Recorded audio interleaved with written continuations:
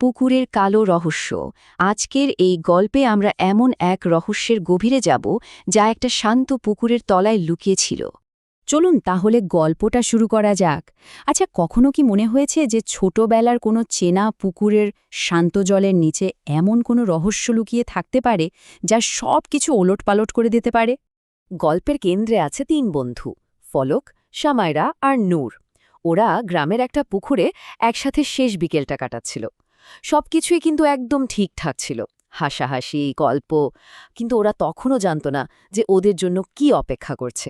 ওরা জলে খেলছিল, মজা করছিল, আর ঠিক তখনই হঠাৎ করে যেন কোনো অদৃশ্য শক্তি নূরকে জলের গভীরে টেনে নিয়ে গেল। চোখের পলকে ওদের ওই হাসি খুশির বিকেলটা একটা দুঃস্বপ্নে বদলে গেল। নূর, কোথায় গেলি? মজা করিস না, আমার তো জান শুকিয়ে যাচ্ছে। সামাইরার এই চিৎকারেই বোঝা যায় ওদের মনের অবস্থাটা। প্রথমে হয়তো ভেবেছিল নূর মজা করছে, কিন্তু না, খুব তাড়াতাড়ি ওরা বুঝতে পারে ব্যাপারটা মোটেও মজার না। আর সামাইরার জন্য ব্যাপারটা তো আরও অনেক বেশি কঠিন ছিল। ভাবুন একবার, ঠিক তার পরের দিনই ওর বিয়ে। একদিকে ওর জীবনের এত বড় একটা দিন, আর অন্যদিকে ওর প্রিয় বান্ধবীর জীবন মরণ সমস্যা। কি করবে ও? কিন্তু বন্ধুত্ব বলে কথা, সব ভয়, সব ঝুঁকিকে দূরে সরিয়ে ফলক আর সামাইরা একটা অসম্ভব সাহসী সিদ্ধান্ত নিল। ওরা ঠিক করল নিজেরাই ওই পুকুরে ঝাঁপ দেবে নূরকে খুঁজে বের করার জন্য।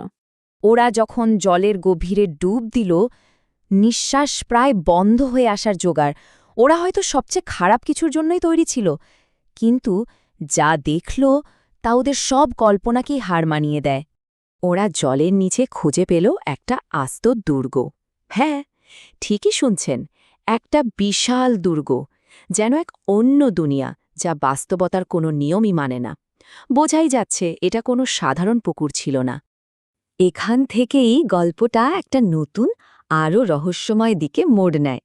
চলুন দেখি সেই দুর্গের ভেতরে ঢুকে ওরা কি দেখতে পেল। দুর্গের ভেতরে যা দেখল তাতে ওদের চোখ ছানা বড়া। ওদের বান্ধবী নূর, সে কোনো বিপদে নেই, বরং একটা বিশাল সিংহাসনের রানীর মতো বসে আছে, একদম শান্ত, অচেনা একটা চেহারা নিয়ে। ফলক তো আর থাকতে না পেরে চিৎকার করেই বলে, আমরা ভয়ে মরে যাচ্ছিলাম, আর তুই এখানে আরামে বসে আছিস? এই একটা কথাতে ওদের সব অনুভূতি, স্বস্তি, রাগ, অভিমান সব বেরিয়ে এলো। বন্ধুকে বেঁচে থাকতে দেখে আনন্দ তো হচ্ছে, কিন্তু নূরের এই ব্যবহারটা ওদের একদমই বোধগম্য হচ্ছিল না। আর ঠিক তখনই নূর এমন একটা কথা বলল যা শুনে ওদের পায়ের তলার মাটি সরে গেল। নূর বলল, বোকারা, তোদের এখানে নিয়ে আসার জন্যই এটা একটা ফাঁদ ছিল। ভাবা যায় ওদের সবচেয়ে কাছের বন্ধুই ওদের সাথে বিশ্বাসঘাতকতা করল। ফাঁদ? কিন্তু কেন? একজন বন্ধু কেন তার সবথেকে কাছের মানুষদের সাথে এমনটা করবে? এই প্রশ্নটাই তখন ওদের মাথায় ঘুরছিল। এত বড় একটা প্রতারণার পেছনে কারণটা কি হতে পারে? এবার সেই কারণটাই সামনে আসতে চলেছে।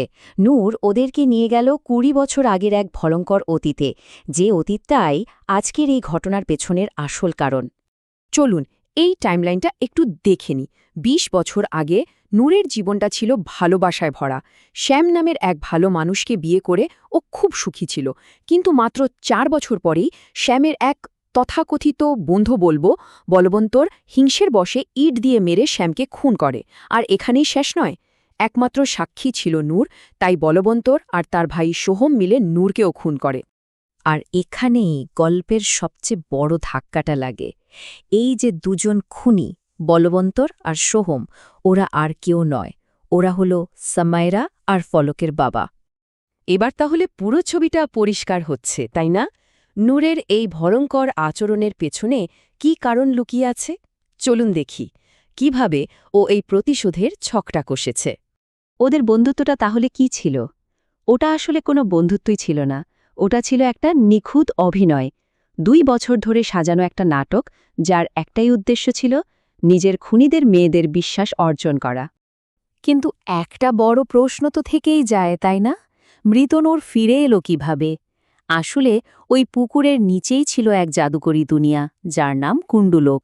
খুন হওয়ার পর নূরের দেহটা সেখানে গিয়ে পড়ে, আর সেখানে এক রহস্যময়ী নারী নিজের শক্তি দিয়ে নূরকে শুধু বাঁচিয়েই তোলেনি, তাকে দিয়েছে চিরযৌবন আর প্রতিশোধ নেওয়ার ক্ষমতা। নূর সোজা সাপটা বলে দিল, আমি কোনোদিনও তোদের বন্ধু ছিলাম না। আমি বন্ধুর মতো অভিনয় করেছিলাম, যাতে সময় মতো তোদের এখানে বন্দি করতে পারি। এই কথাগুলো শুনলে গায়ে কাটা দেয়, তাই না? কতটা ঠান্ডা মাথায় ও পুরো পরিকল্পনাটা করেছে। তাহলে বোঝা যাচ্ছে নূরের আসল টার্গেট কিন্তু ফলক বা সামায়রা ছিল না।